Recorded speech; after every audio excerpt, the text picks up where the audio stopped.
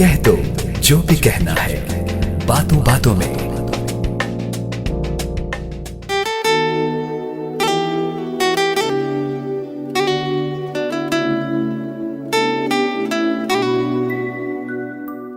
आप सुन रहे हैं बातों बातों में हसीब अनवर के साथ, और बातों बातों में मुस्तंसर हुसैन तारड़ साहब फरमाते हैं, हम गधों से बेहद मोहब्बत करते हैं।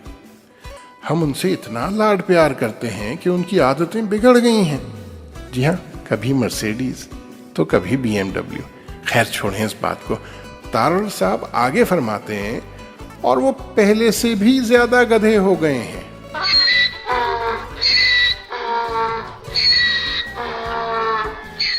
हम अपने गधों को कुछ नहीं कहते, चाहे वो ना दाहिंदा ही क्यों ना हो।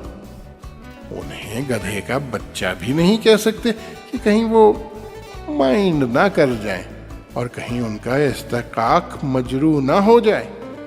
गधों से इस मोहब्बत की पॉलिसी की वजह से मुल्क ने बेशुमार मुश्किलात का सामना किया है।